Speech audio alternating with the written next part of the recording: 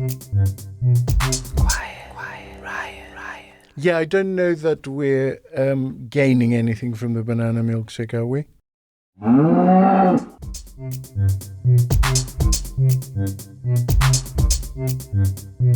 Quiet Riot. Hello and welcome back to the Quiet Riot podcast, the new political show that has stormed the Apple and Spotify charts after just a couple of episodes with me, Naomi Smith. And me, Andreou. We follow events closely so you don't have to. And I'm your producer, Kenny Campbell. The yin to their yang, the cling to their clang. Each week, Quiet Riot crunches the numbers, chews the fat, and digests the news to bring you a fresh take on current affairs. We mostly stick to the goings on here in Blighty, but on occasion we take a peek across the Atlantic or over the Channel to take comfort from the global skipfire. Plus, we give you hints and tips for rolling up your sleeves and getting stuck in to civic life, so that democracy can be something you do, not just something done to you. And we try to build bridges from left to right to bring the temperature down and find common ground rather than just shouting at each other. So settle down, turn up the volume, and help us start a quiet riot. Hello and welcome back to Quiet Riot. We hope you enjoyed the second Sunday school episode of the weekend. I'm Alex. And I'm Naomi. On today's show, the first head-to-head televised debate of the election campaign between Starmer and Sunak took place. What did we learn from both it and the reaction to it? And we speak to the former UK ambassador to the US, the man whose resignation Trump demanded after a memo criticising him was leaked, about the big orange man baby's felony convictions. Will they make a difference? Plus, we talk foreign policy. Ukraine, Gaza, China, Europe. These are huge existential challenges. So why has foreign policy been almost entirely absent from the election debate so far? And joining us today is our old friend and host of the brilliant Behind the Lines podcast. It's Arthur Snell. Hello, Arthur. Hello, Alex. Hello, Naomi. Lovely to be joining you here. It's like, you know, we're being treated with getting all of our old friends back together over the last few weeks. So I know. fantastic. The advantages of starting your own podcast is basically get all your mates on. And I do bloody love Behind the Lines podcast. Thank you. I mean, commend it to our listeners if they're not already. Yeah, and we'll pop the link in our show notes. Arthur, the election result in India, that seems to have taken quite a few people, pundits and politicians and others, by a bit of surprise in the region. Why? Well, Narendra Modi, Prime Minister of India, a huge populist, someone even argued that he's a fascist. He's a sort of extreme Hindu nationalist. He, in the past, has been extremely good at winning elections. His BJP party looked basically unbeatable. And in fact, in this election, their expectation was they were going to get over 400 seats. And they couldn't actually even get a majority in India's parliament. And that's a very unexpected result. There's a tradition of coalitions in India. So it's not that he can't be prime minister. But he will have to cut deals with two parties.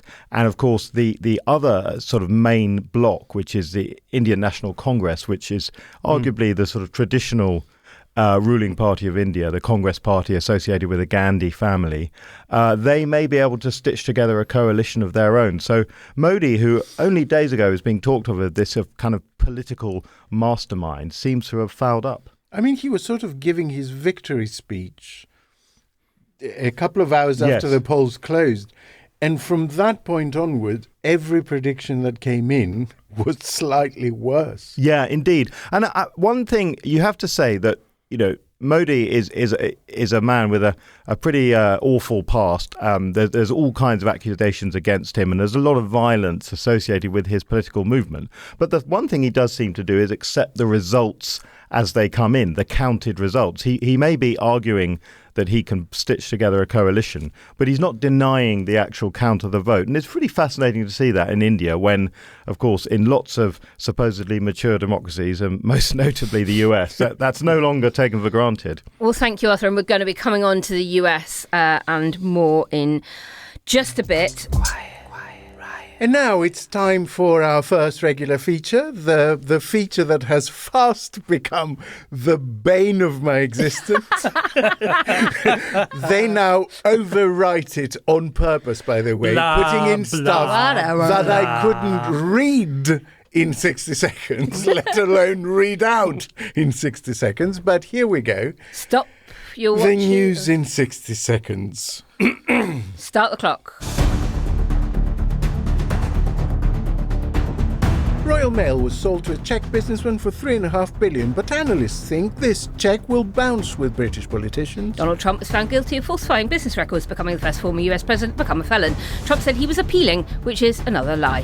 The long-standing political leaders in India and South Africa both received a kicking in their respective elections. In response, both are reported to be ordering in popcorn and party hats for the British election. Mexico elected its first female president, Claudia Sheinbaum. She has a PhD in energy engineering, is an expert on sustainable development, and champions LGBT rights. A surveyation poll for Best for Britain, who day, forecast the Conservatives winning 71 seats to Labour's 486, causing Blackrock to draw up plans to extend the government benches in the House of Commons chamber out into the corridor and down to the Red Lion.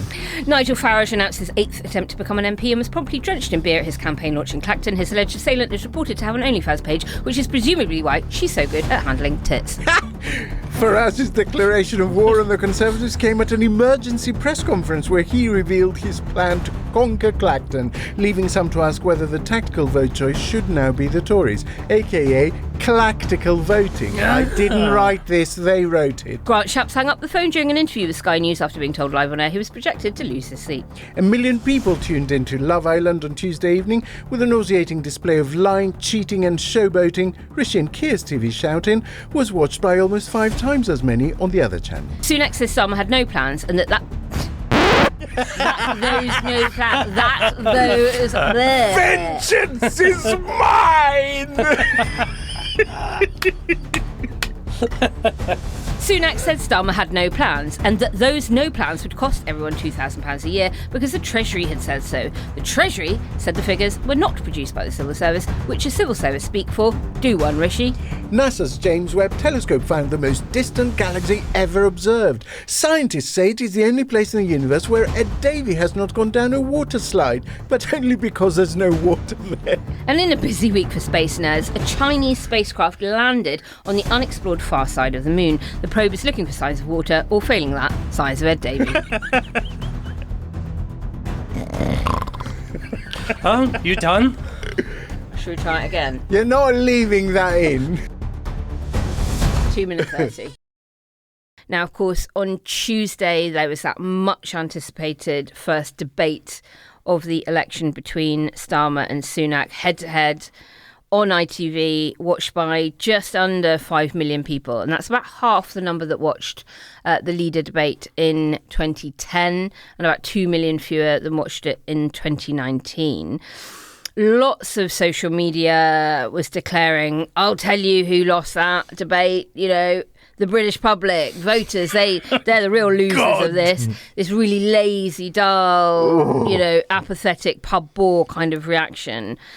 Right-wing commentators, of course, leaped on the initial YouGov Snap poll that had Sunak edging the vote of audience listeners on at about 51 to 49. And then lots of polls followed saying quite opposite things, and a bit of a mixed bag. But I think that maybe gave you, Alex, a bit of comfort that you'd not actually been watching some different debate somewhere. Because I was covering it for Best for Britain, right? You were. And it was like when the verdict came out and everyone said, oh, Sunak won that hands down, I thought, what debate were you watching? They were laughing at Sunak, which to me was actually the most significant thing in the evening, was that on several occasions, I mean, there were various reactions to various answers, but on several occasions, the audience laughed at Sunak. And I laughed. I never laugh when politicians try and do gags, but Starmer landing the blow about, and this comes from the guy who says he's good at maths. I thought was a genuinely good and off-the-cuff funny remark. Arthur, what stood out for you? Well, I think in terms of who did best, and I have to confess I didn't watch it live, but I sort of looked at it afterwards. That's because you were out with me. Well, yes, all right. Neither of us watched it live. Our secrets are not safe.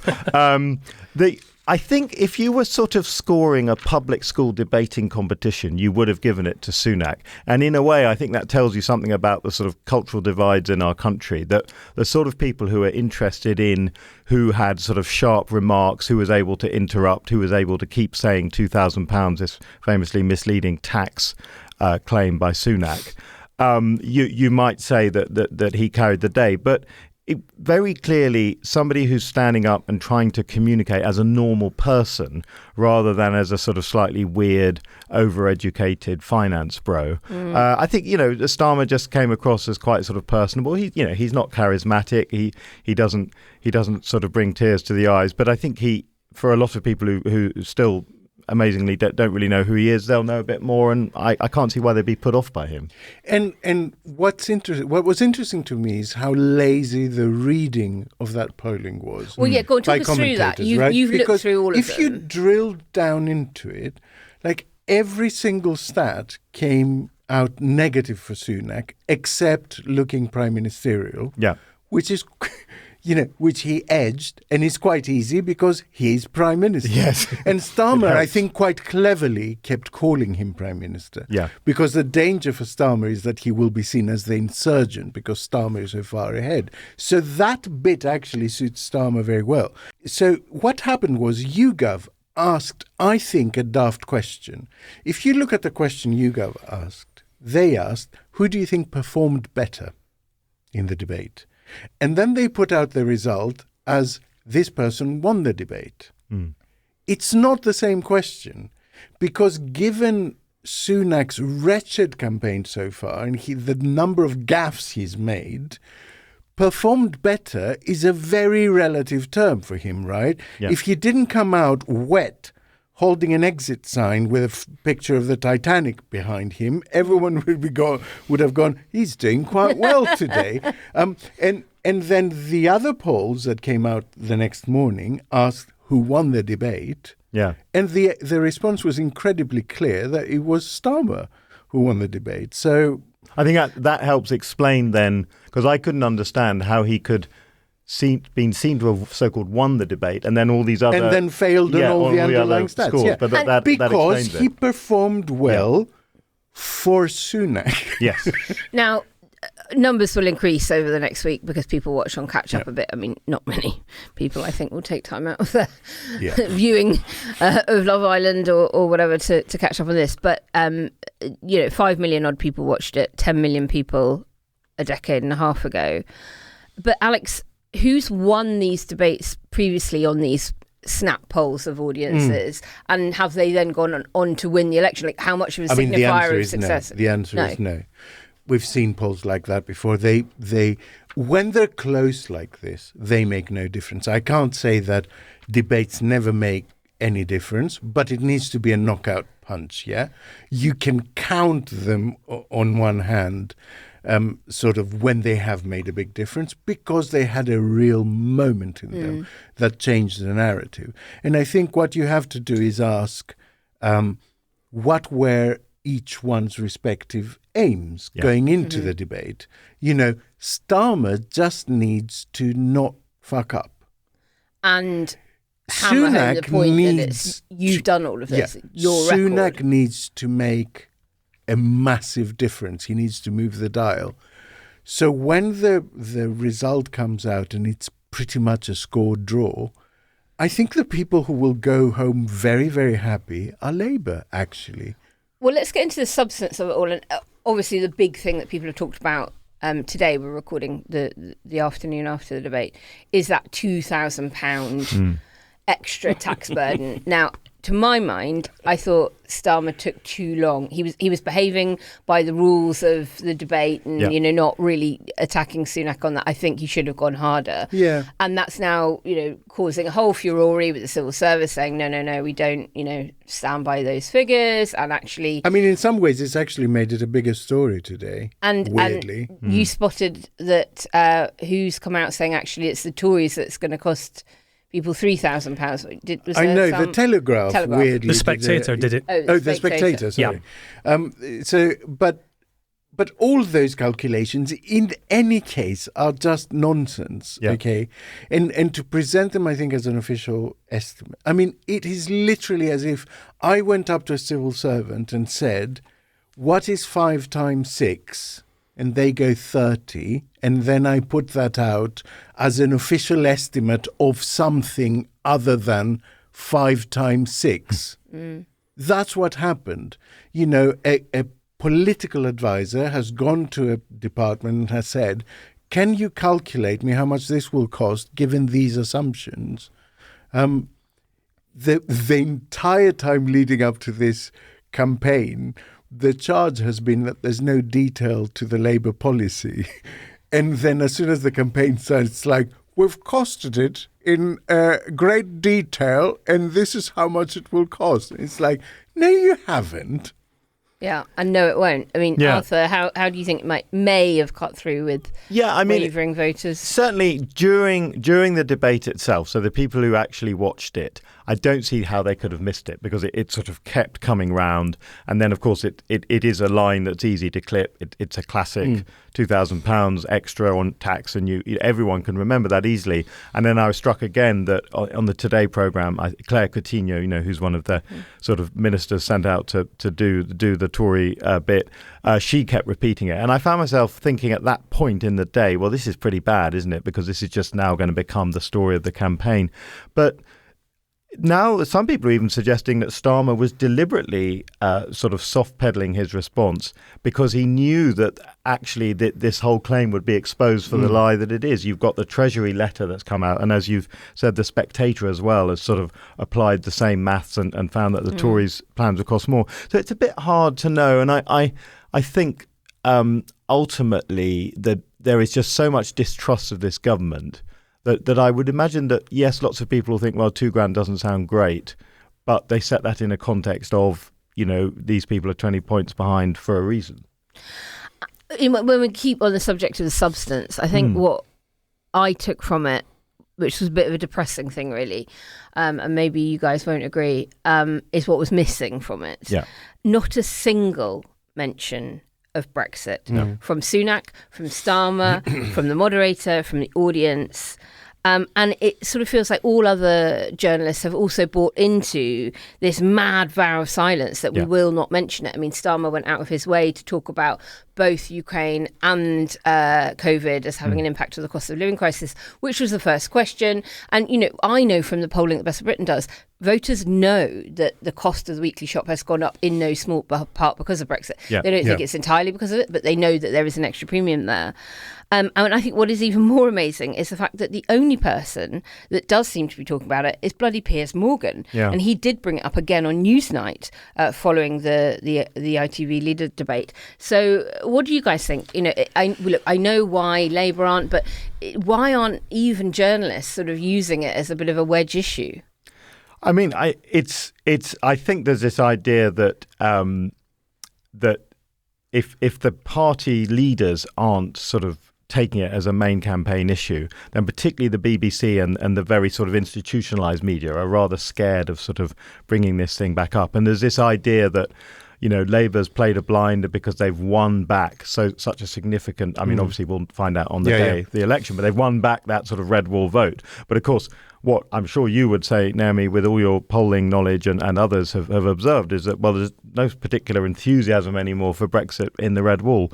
And even the Lib Dems, individual Lib Dem candidates are certainly talking about it, but it's not part of their national campaign particularly. So it is pretty mad. And the strange and actually further maddening thing is that I have this weird feeling that kind of suits the people like us who want a closer relationship with the EU, that it's like better if it's never talked about. It's the thing Dunt always used to talk about, that what you want is to reduce trade relations back to a small column on the third page item rather than a front page splash, because then actually politicians and civil servants can go about doing their business and doing the right deals for the country without that kind of hysteria around it. And so I sort of feel weirdly complicit in that a conspiracy of silence to sort of don't mention Brexit. I mean, it's my takeaway from it, and I think something I felt very, very strongly the last few days, is that it confirms, because the questions came from the audience, and ITV explained their methodology, and they said that we've gone basically with the questions that most people were asking about. We've chosen a proxy for each subject that most people brought up. And what I found very interesting is that in the last week we have seen, Labour talking about defence, Labour talking about immigration, the economy, the NHS, things like that, and we've seen the Tories sort of campaign on toilets and Mickey Mouse courses, and nobody brought that stuff up, which kind of confirms my impression that we pay too much attention, right? And we see the detail. And the cultural war stuff doesn't work. Most people don't see the detail. No. They see a big picture. And what they see so far is Labour going on the stuff that is their priority. Whether they agree with Labour or not, Labour is talking about their priorities, while the Conservatives are talking about really niche concerns. Yeah.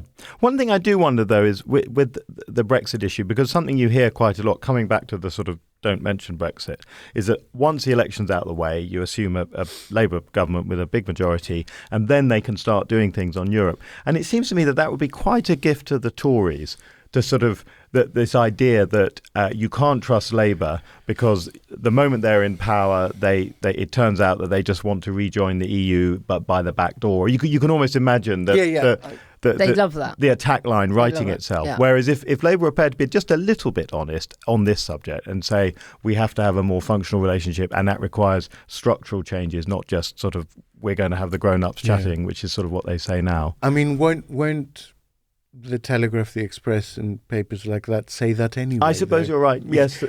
The first time Keir Starmer meets a European leader, they'll say that he's caved in. Which will be very soon after polling day, because there is the big meeting of the heads of state and the new ones, because obviously Europe's having elections too, and that happens, with a matter of days after the British general election, and the UK is hosting. Now, they're may get cancelled or delayed or, rescheduled for later in the year, but that will happen. That's baked in. And yes, watch the Express, the Telegraph, whoever else go to town on it. So just wrapping up this section then, before we move on to our next topic, immigration. The Rwanda flights issue was sort of treated like, they're already happening, as if the plane has already taken off. Really we talked a bit on the show last week about how that is now baked. Rwanda is now like the baseline for Conservatives in terms of immigration. They can only become more extreme than that. And yet a plane hasn't actually taken off. I know. I found that really so strange, not just in the debate where he kept saying, well, that's what I'm doing. What are you going to do? And it's like, you're not doing it that way. You've said it. And he keeps doing that. He keeps confusing the act of announcing something with the reality of having actually done it. And the commentators afterwards were picking that up and going, well, will you stop planes to run? I mean, to stop something, it has to be happening. You can't stop something that's not happening. That's never happened. But I suppose it worked for Johnson. I got Brexit done. Brexit still isn't done. Yeah. We still haven't introduced import checks and all the rest of it. There's plenty more still to be felt. We're going to have to pay our visa tariff to go and travel to Mediterranean holidays soon, etc., etc. So it's worked for them before. I think it's a playbook that they're leaning on from others. That'll be why. Evidently it's not working for them. But we also, before we wrap this up, we have to turn to the re-emergence of Nigel Farage. man of the people. Do we have to? Yeah, we do. I mean, he's having a glorious 8th go at being elected an MP. We will give him precisely the prominence he deserves, which is a couple of minutes. Does it make any difference to the Tory fortunes?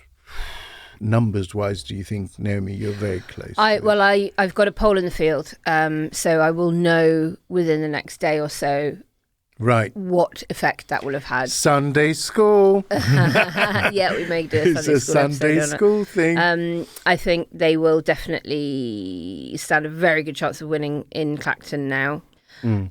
Our poll that we had out yesterday that put the Conservatives on 71 seats, that was taken before Farage made his announcement, on probabilities was showing that Reform UK could win up to 4 seats.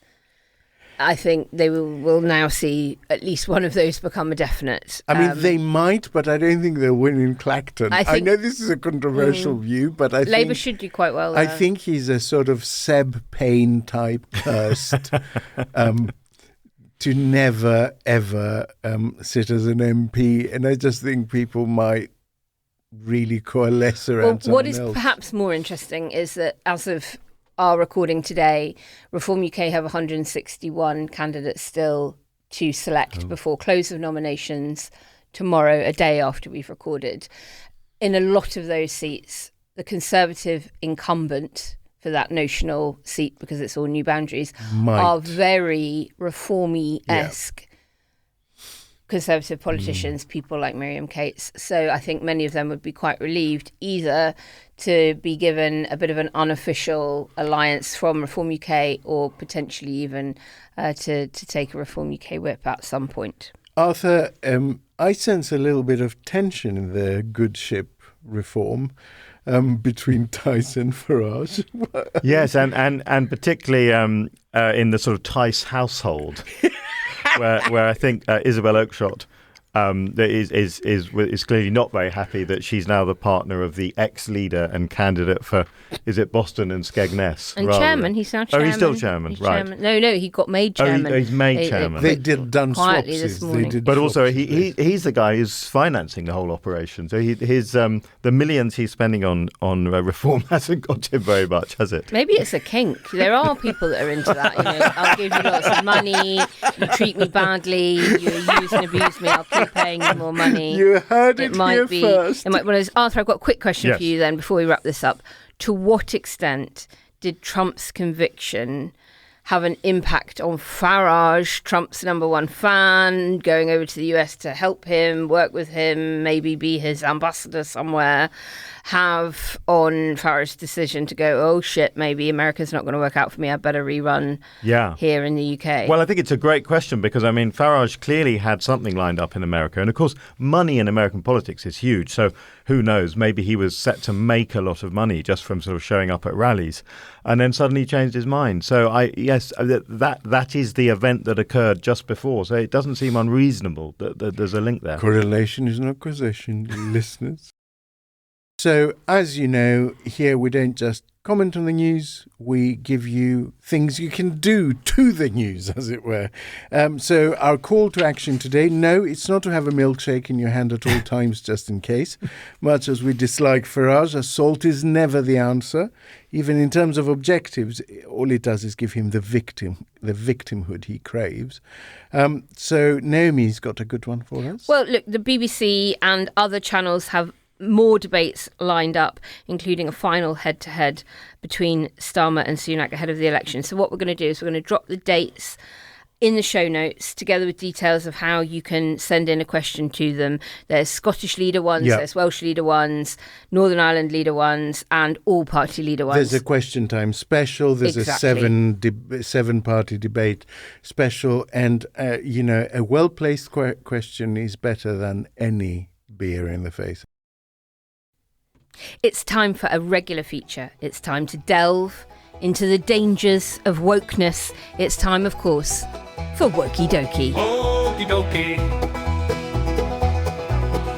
Wokey Dokey. Wokey Dokey. Yeah. Alex, it's your turn this week. What do you have for us? So today comes courtesy of Zoe Strimple in The Telegraph. That's a good name, isn't it? Yeah, it is a Quite good a Harry name. Potter name. The title is Justin Trudeau's Woke Tyranny Offers a Warning of Britain Under Starmer. I've chosen this for several reasons. First of all is that it is insane. And it is the latest in an insane catalogue of strimples that includes peppy pieces like, "It is now too dangerous for women to vote Labour. I'd much rather teenagers drunk alcohol than protested climate change." I'm not making this up. "Ireland isn't progressive or nice. Its leaders should be ashamed. And bedbug-ridden Paris is being sabotaged by its eco-crazy mayor." So that's the first reason. The second reason is that it's incredibly badly written to the point of being unintelligible in bits that I find is another common feature of this kind of piece. They appear to be rage typed on a keyboard and then not edited in any way. The third reason is that it makes some extraordinary, just factually inaccurate claims about the Canadian economy. What have the Canadians They're done just wrong? flatly untrue.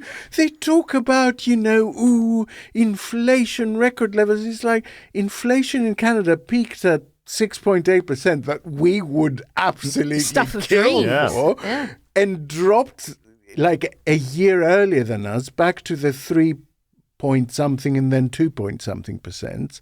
And GDP has been consistently second only to the States among G7.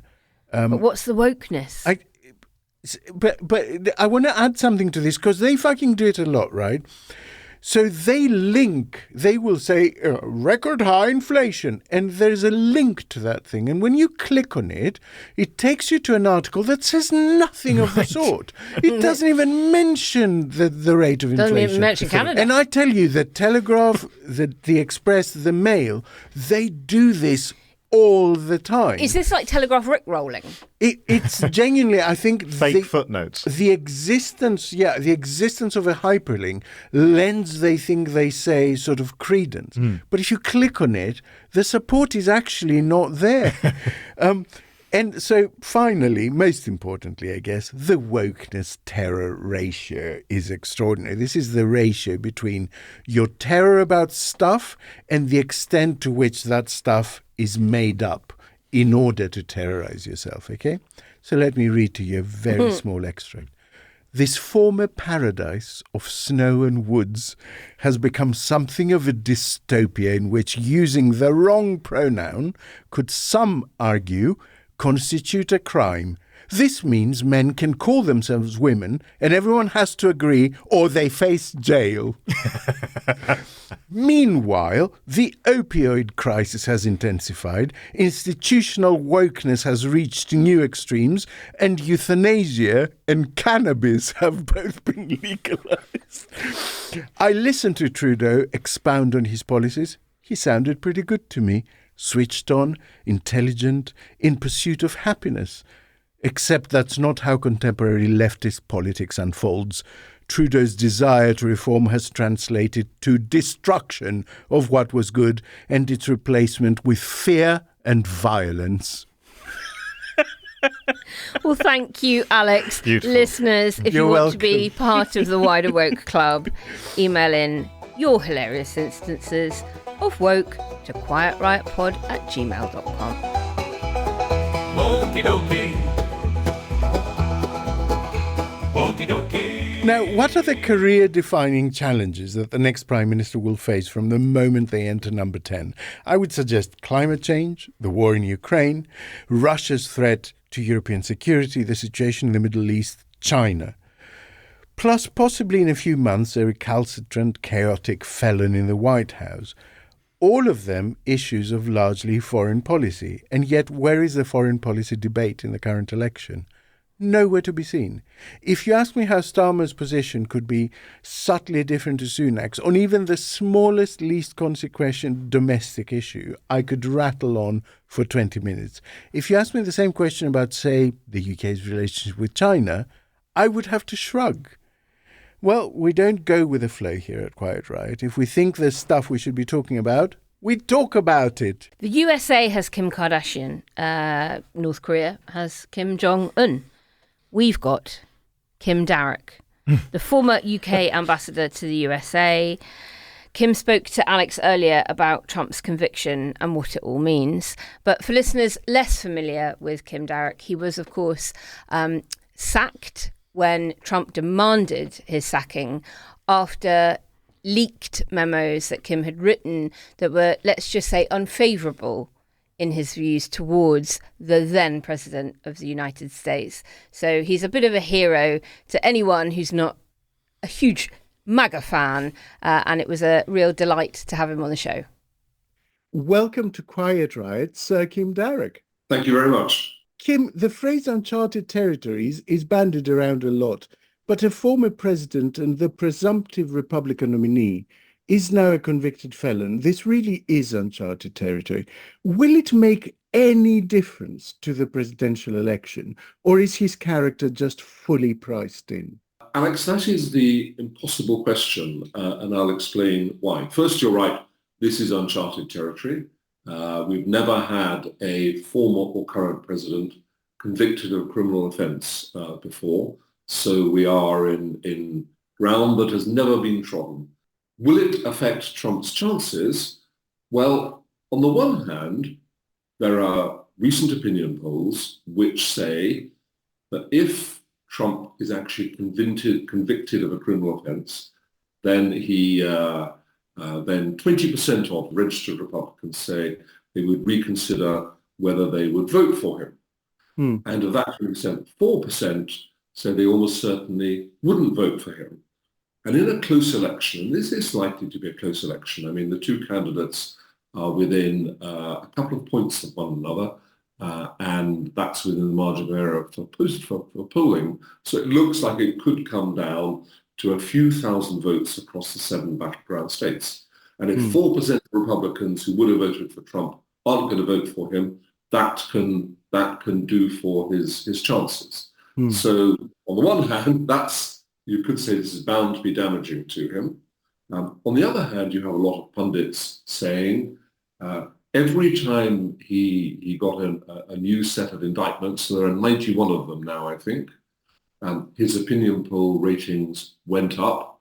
This will be seen as a sort of political show trial over a piece of trivia, and that will also boost him. And I see there are pundits in the UK, notably former Prime Minister Johnson, who are making this argument. And I honestly don't know which way it will go. Well, I have to say, I just find it hard to believe that anyone running for political office would think at the outset of their campaign, what I need is to get a few criminal convictions under my belt and be in good shape to run. So I personally tend towards the argument, the assertion that it will damage him. But let's see how it unfolds over the next few months. It will be gripping. I hear a lot of old-style Republicans from outside the party, commentators saying now is the time for the Republican Party to draw a line. But for that to happen, someone has to stick their head above the parapet. And that person's career, considering the hold Trump has on the Republican base, will be over almost certainly. So I just wanted to ask, does the Republican Party now even exist independently of Trumpism, or has he performed a complete takeover? Alex, it has become very close to being a family concern, all the way through to Donald Trump's daughter-in-law being the joint chairman of the Republican National Committee. So his domination of the party is almost complete. It's not absolutely complete because there is still a small band of brave Republicans out there who are never Trumpers and who would say that he should stand down from the election process and who have never supported him. But what you find with them is that most of them, those who were serving politicians, pretty much all retired in 2020. Why is that? It's because of the American system. Before you can be the Republican candidate for a congressional district or for senator in an American state, you have to win the Republican primary against other Republican candidates. If you're a never Trumper, you are literally never going to do that because the Trump base will never vote for you. Yeah. And that will kill your chances.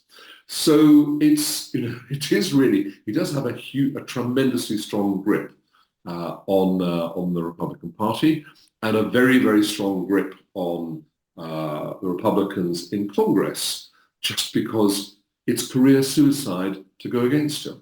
It needs to be said that considering what has happened, it was quite extraordinary to see a primary where 20% of people, nearly 20% of people, voted for Nikki Haley after she dropped out of the primary. So we know there is a group of people there who do resent this happening, don't recognize this as their Republican Party any longer. On the question of, the judges being accused of being political or the district attorney being accused of being political, I mean, they are political, right, in that system. So does the United States need to have a larger conversation, maybe a constitutional one, looking from presidential prosecutions, pardons, immunity to Roe v. Wade and gun control? We are seeing big issues arising from the fact that judicial appointments are political in the US. Is that a conversation that needs to happen? I sort of think it does, Alex, although when you raise this with Americans, they look at you, many of them rather blankly, and say, that's never going to happen. But you're right. I mean, if you look at this particular trial in New York, the Trump trial, the district prosecutor, Alvin Bragg, ran for that office and is a Democrat. You can't say, however, that the 12 men and women of the jury were all political. They went through the jury selection process, which the prosecution and the defense, Trump's lawyers, approved. So that's where the argument, this is all political, it seems to me, breaks down. But I've always thought it's a highly flawed system to have the judicial system so politicized. People are critics of the British system, where basically senior figures in the legal community choose the next generation of judges, and they say that it's like choosing like, but it's a lot better than a politicized system. But it doesn't seem to me something that many Americans, so far as I know, think is a political issue which is worth raising and debating. That may change, but they seem at the moment kind of locked into what they have. Can I ask a cheeky one? I mean, given your history with Trump, was there a little part of you that saw the verdict come in and thought, yes? I've been following, obviously, because I do, the trial quite closely.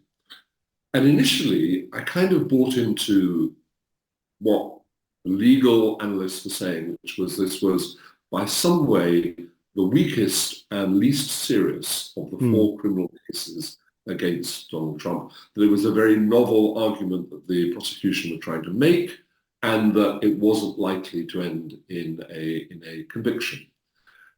As the trial unfolded, it became more and more clear, I thought, that the prosecution were doing a brilliant job in making their case, that the defense were floundering and weren't really able to make any telling sort of points or arguments, apart from pointing out that Michael Cohen, the main prosecution witness, was himself a convicted felon, but that didn't seem to influence the jury. And then there were some rather prominent observers, like Michael Wolff, who is Trump's sort of unofficial biographer, who said, we're heading for a conviction here. And I started to think, well, maybe it will be a conviction. I was actually on the M3 driving home when the news came through, and I almost drove off the road. So extraordinary was the news. But look, I'm past thinking about being a sort of partisan on this. I just think an extraordinary piece of history is unfolding. Yeah. He's like, as I said in my book, he's like the Terminator. I mean, no matter how much flak and how many bullets and how many shells he takes, he still sort of rises and marches on. So don't count him out. Which brings me actually to my final couple of questions, which are a bit more domestic. I mean, how would a Labour government deal with a sort of convicted felon President Trump, considering what's been expressed by quite senior people in the shadow front bench? Not just Labour politicians, but also some Conservative politicians have said rude things about Donald Trump in the past, amongst them David Cameron, Boris Johnson. So, it's not confined to everybody. But let's just assume that Labour win on the 4th of July. They're going to have to suck it up and go ahead and deal with him, I'm afraid, because that's where British interests lie. First of all, he will appeal, and until the appeal process is exhausted, there is still a chance of him being acquitted, so he can still emerge from all this innocent. Second, on the other three criminal cases against him, the likelihood, not certainly, the likelihood is that none of them will come to court before the 5th of November in the US election. And if Trump wins, he will direct the Justice Department to squash all of them. And then he will be president. We'll have to deal with him. So I'm afraid you should have to take a gulp and get on with it. There is no you can't be fastidious about this. Given current global challenges, Gaza, Ukraine, what's going on in the States, why are we seeing a pretty much foreign policy free election campaign so far? Is that not quite strange? Yeah, except that as someone who has followed foreign policy for 50 odd years, it's just the way it is, and people vote essentially on their personal circumstances.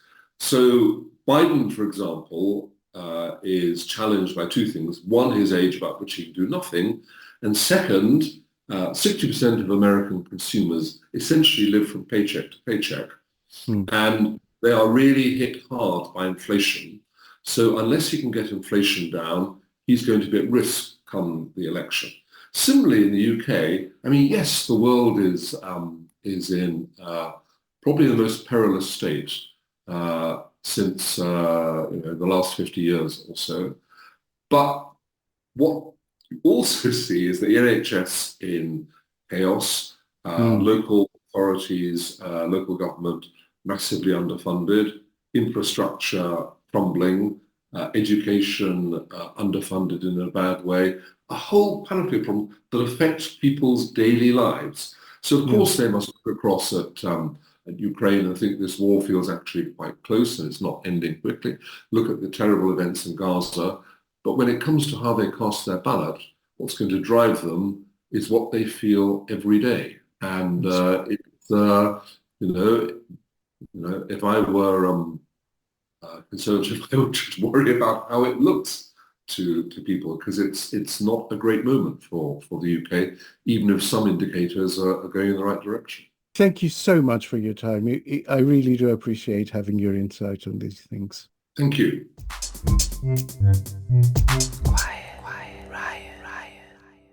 Arthur, Kim says that any British government, all it can do with any president is take a deep breath and make the best of it.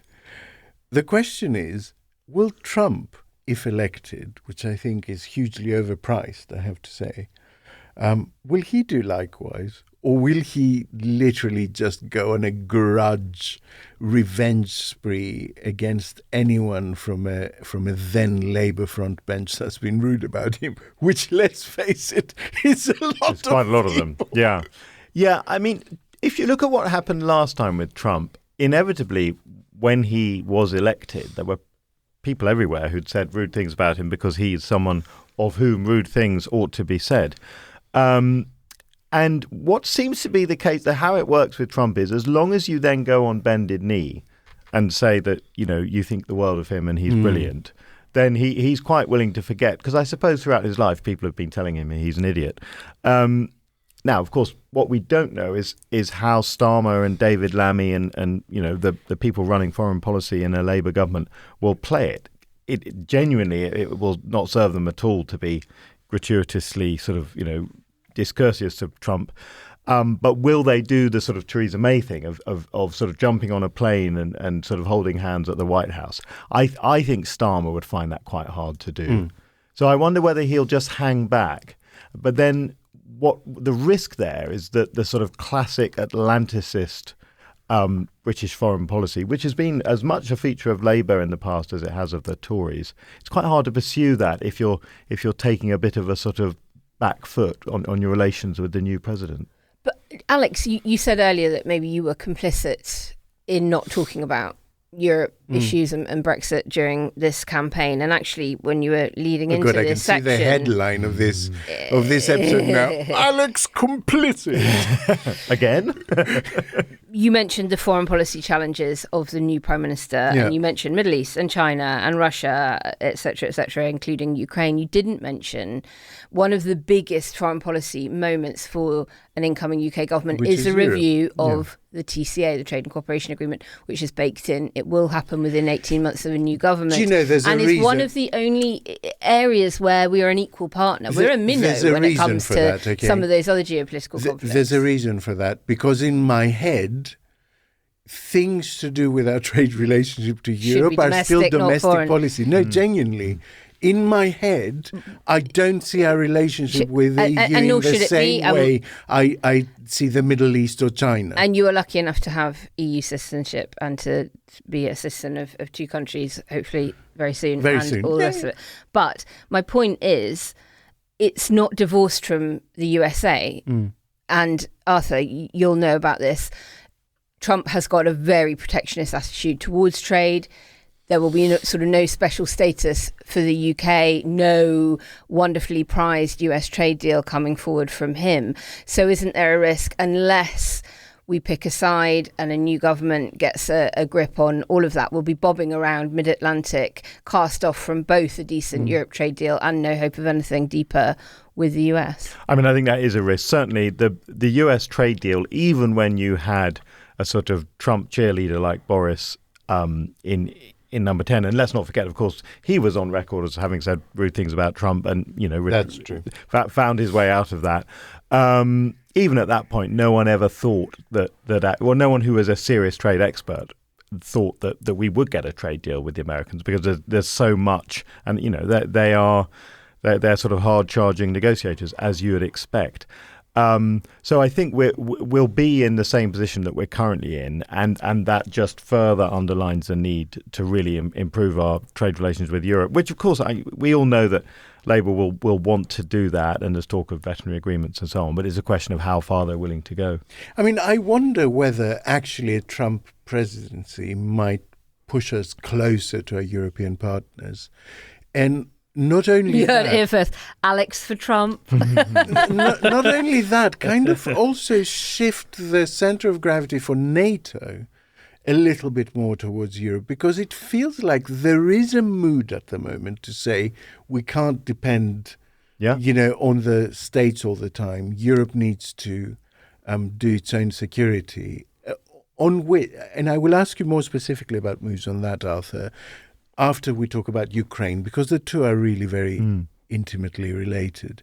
The situation in Ukraine, it has ebbed and flowed quite a lot in the last year. I listened to Behind the Lines assiduously, and it seems to me that after a period of real concern that Russia was making gain, I got the sense in the last couple of discussions that you had that Ukraine has dug in a little bit and is holding its own again. Can you give us an update? Yeah, I think at the beginning of the year, there was a real sort of doomsday scenario that around now, we're in early June, obviously, the Russians would be advancing at some speed, turning over Ukrainian lines, possibly threatening Kharkiv, which of course is Ukraine's second city, but finds itself very close to the Russian front, and also in the Donbass. Now, that hasn't quite happened. There have certainly been some major setbacks, notably the city of Avdiivka. But of course, the Russian method of taking cities is to destroy them completely and then sort of walk into the rubble. The big thing that's happened is that by really as a product of incredible sort of hard work in Washington, I think the Biden administration made it impossible for the Republicans to keep blocking aid for Ukraine. I wouldn't say that they persuaded them. I think there's still this sort of weird pro-Russian stance over there, but he made it impossible for them to keep blocking it. So American weapons are coming in, and then what goes with that is this slight change in the sort of rules of operation, if you like, so that some of these weapons will hit targets inside Russia, but which is quite a big shift. It's quite a big shift, yes. So and it follows a number of other people that have said the same. I think Germany has said the same. Now Poland has said the same. Yeah, and UK and so on. So we're undoubtedly we're in a very escalated moment in world affairs. Our weapons are being used to strike targets on Russian soil. Yes, they're targets that are equally laying waste to Ukrainian cities. So, the sort of ethical case for it is very clear. But all of that, I think, has certainly slowed down the Russian advance and maybe sort of put a new stalemate line. But I think we still have to brace ourselves for this summer, Russia making some progress. And domestically within Ukraine, how united is Zelensky's government at the moment? There have obviously been quite a few tensions and Willie won't be sacking of high-profile people. Where are we at as things stand now? Well, I think the big problem now for Ukraine is mobilization of fighting men. And it is that has become a politically toxic issue, and not surprisingly, because the casualties are very high. And, you can read these stories about young men hiding or taking off to other countries or, doing all manner of things to avoid being drafted. And it's extremely easy to understand why that might be the case. So I think don't come here because Sunak's going to try. Well, he'll send you back or send you to Rwanda or who knows. Get everyone on national service. Yes, that's true. And then you'll find yourself, anyway, yes, you'll be wiping bums in an old people's home before you know it. I think that the issue there is that at a national level, the Ukrainian people are still, as far as any polling can sort of divine, completely committed to defending their country and sort of pushing back Russia. But I think there is this big problem of the realities of you're going to fight an extremely bloody war. How important do you think is the EU election next week? I think it's very important because what we're seeing with that is that European Parliament currently has a fairly centrist sort of controlling bloc, and there's lots of evidence it's going to shift to a populist right-wing bloc. Now, not all of those right-wing populists are on the sort of pro-Russia side. I mean, for Giorgia Meloni, there's lots about her which are pretty ghastly for anyone who's sort of socially liberal. But to be fair to her, she's supported Ukraine pretty solidly, and Italy's place in NATO and all that is not in any doubt. But there are others who are definitely not nearly as sort of reliable, and you've already started to see that creep. Slovakia's already sort of turned to the other way, and Hungary's always been a problem. So I think you have this challenge that the European Parliament and then the makeup of the Commission will feel rather different after those elections. I mean, people can listen to the last episode of Sunday School that we did, where I gave a bit of a view on the European election. So I think the prospects of that bloc are a little bit overrated at the moment. That's my feeling from looking at the polling. Because they assume alliances that are in practice quite difficult. Yeah. So there is this thought out that there will, for the first time, be a right-wing sort of majority in the European Parliament. But that basically necessitates the centre-right collaborating with the far-right. Yeah. And in most national frameworks, they're deadly rivals. Yeah. They're like the main rivals. So that's quite difficult. Then the other thing that's said is that it will be the first time where there might be a balance between establishment parties, the three main blocks, centre-right, centre-left, centre, and non-establishment parties.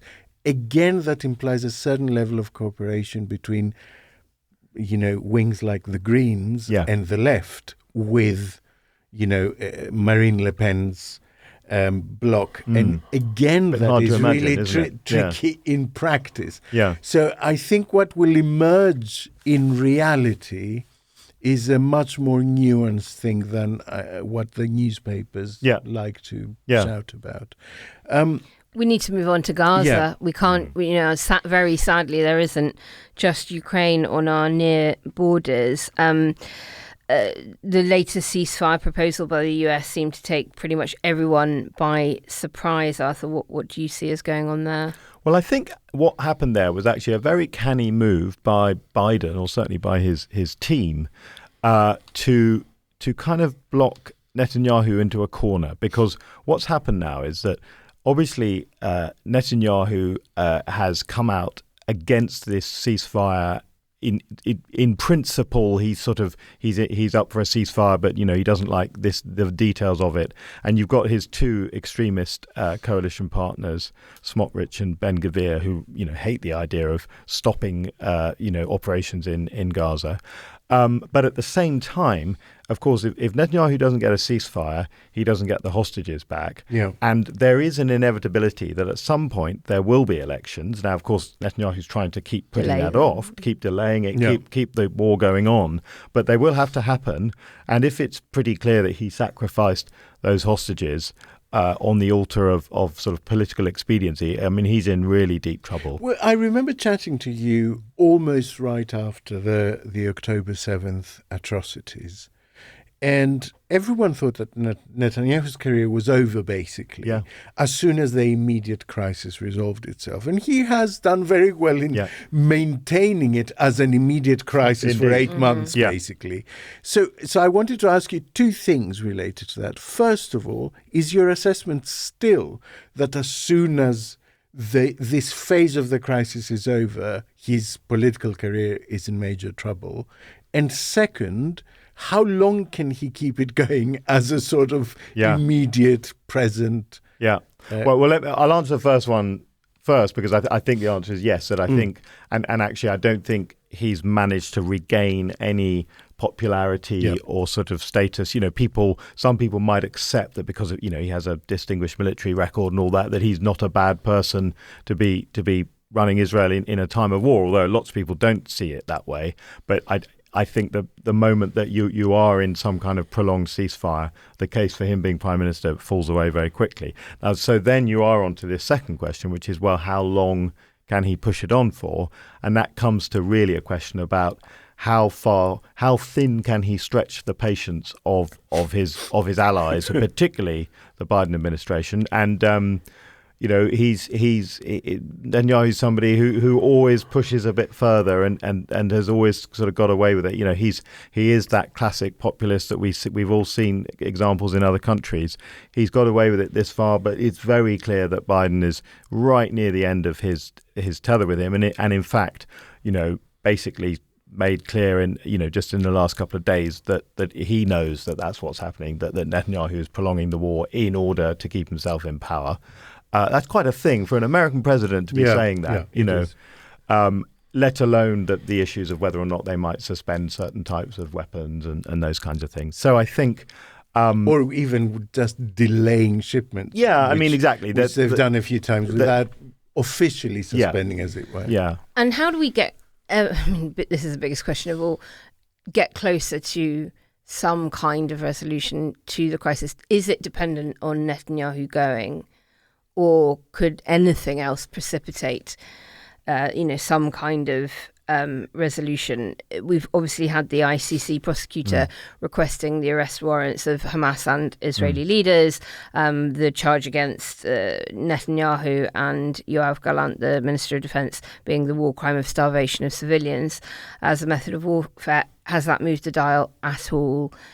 Or is it only going to be getting rid of them at a democratic event in Israel that may begin to soothe tensions there? Yeah, I don't think the ICC thing has moved the dial. Theoretically, there are now European countries that they can't come to. And that's a very interesting question because, when African heads of state or heads of government have been indicted in the past, it has affected the way they've travelled all around the world. And I just don't know whether Israel sees it the same way. Of course, there are lots of countries don't recognise the ICC. The US doesn't, so that doesn't prevent Netanyahu going there.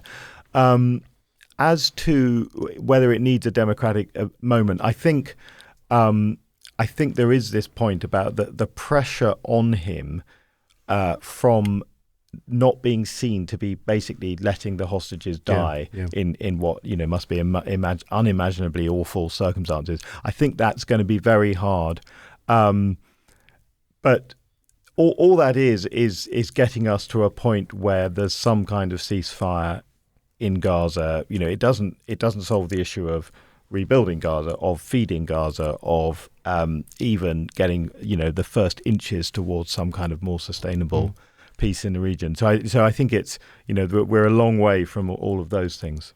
If we have 2 minutes, do we have 2 minutes, Kenny? No. Oh, go on. This is the Christmas special now. Go on.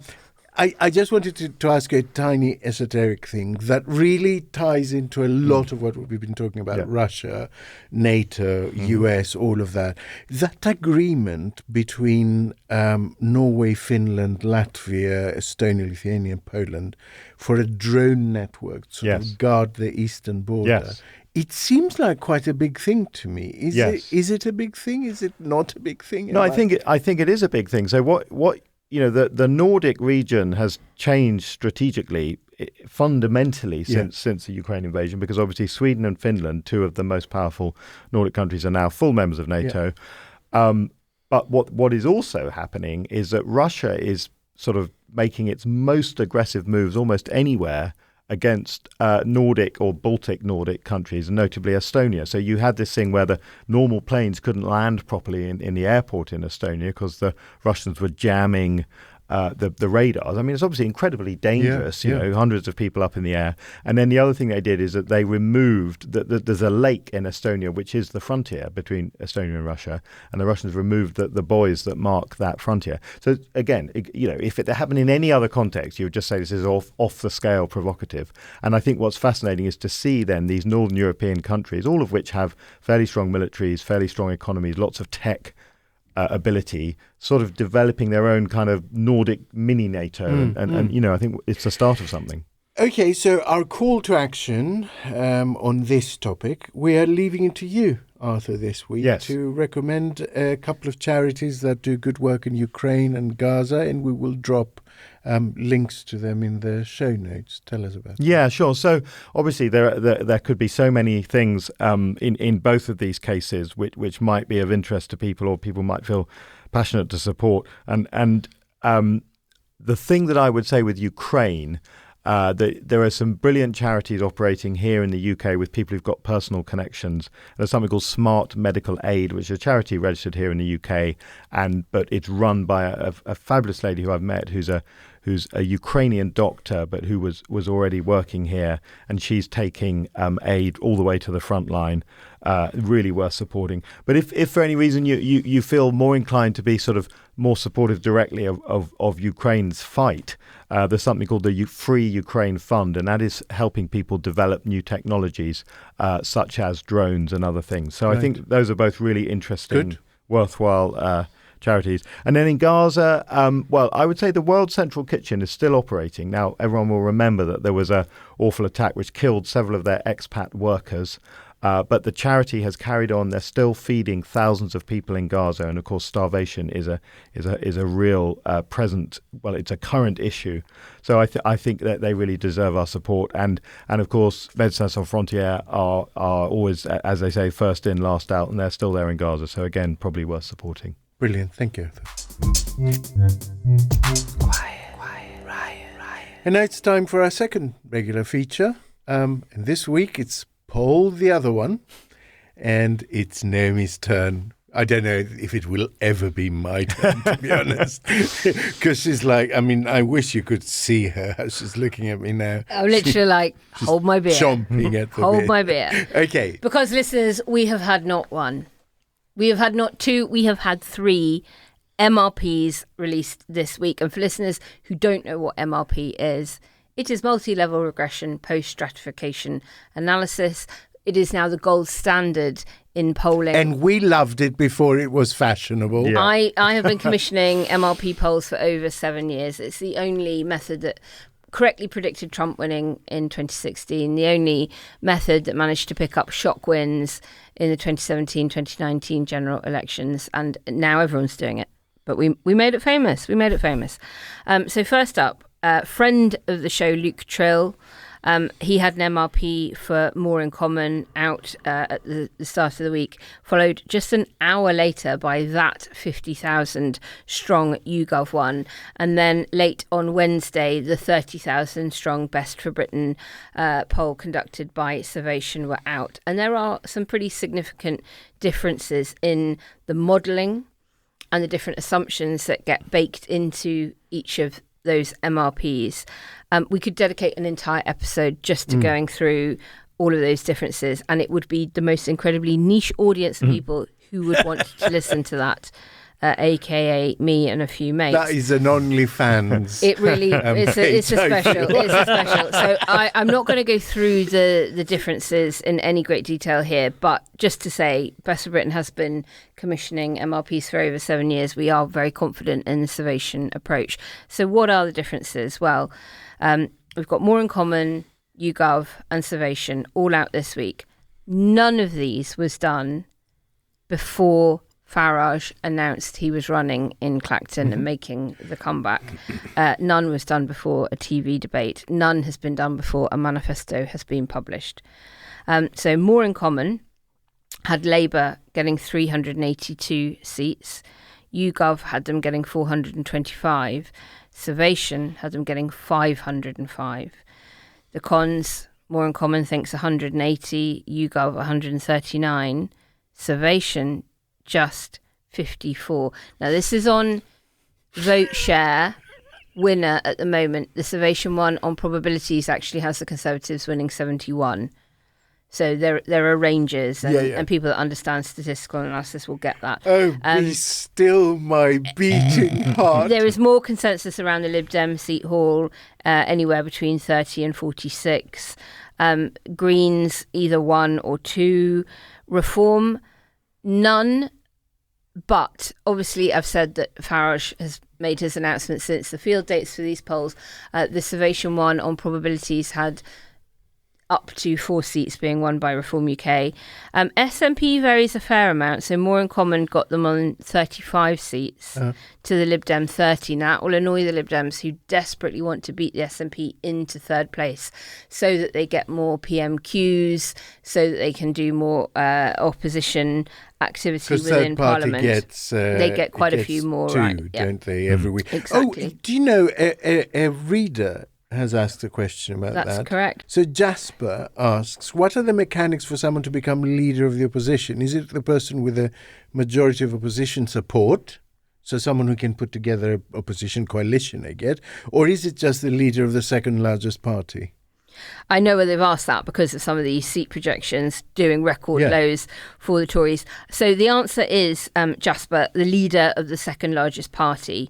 So the third party rules, which really only cover Prime Minister's Question Time, are a little bit more esoteric because they were only introduced in the 90s as a result of the Lib Dems pushing.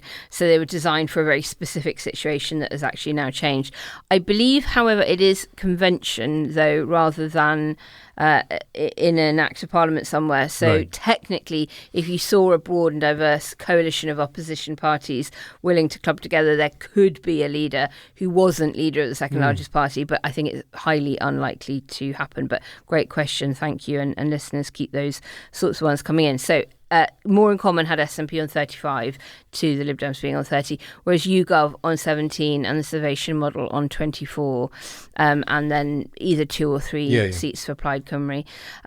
So what is much more interesting is when you average them all out. And I think when you average them all out, you do get something that looks like quite a reasonable estimate of if there were an election tomorrow, what the results would be. So that's Labour 444, Conservative 119, Lib Dem 39, Green 1, Reform UK 0, SNP 25, Plaid 3. So is there someone that has Green on none? So because I've seen one that has Green on 2. So if they average on 1, there must be someone that is right, that's gone the other way. And Survation at the moment has them on a mean average of not picking up even Brighton, but on the higher end of that, they do scrape Brighton. I think it's going to be unlikely that they will get more than one or two. Bristol Central, of course, is the big one where the tactical voting sites are not agreeing on whether you ought to back the Green Party, who have all of the councillors in the constituency. But Thangham is quite a popular Thangham Debonair for the Labour MP is very popular. And has she been had very a huge good on majority, Europe. didn't she? When Absolutely. it was and it would be enormous. really, I mean, I love the Greens. I would love to see them pick up a second seat. But I would also love a culture secretary that actually is a culture person and a musician and understands culture. So I feel very torn on this. Absolutely. And anyway, look, what matters is that everything is still up in the air. We've had the Farage announcement. TV debates have started. Manifestos will be published over the course of the next week. And that is why at Best of Britain, we are doing continuous polling until we make our recommendations on tactical voting, when the picture will be much more on the clear. 17th. And that's the 17th at 10 a.m., 17th of June. So that really is the rationale for waiting, and everyone needs to be patient and wait for those. And please. we will drop the link of that in the show notes. Getvoting.org, sign up for alerts. You'll get the intel as soon as we have it. So that's Paul, the other one. It will be back soon, possibly even next week, but not if I can help it. We'll be rotating with our other feature, You Gotta Troll With It, where we read out our best hate mail.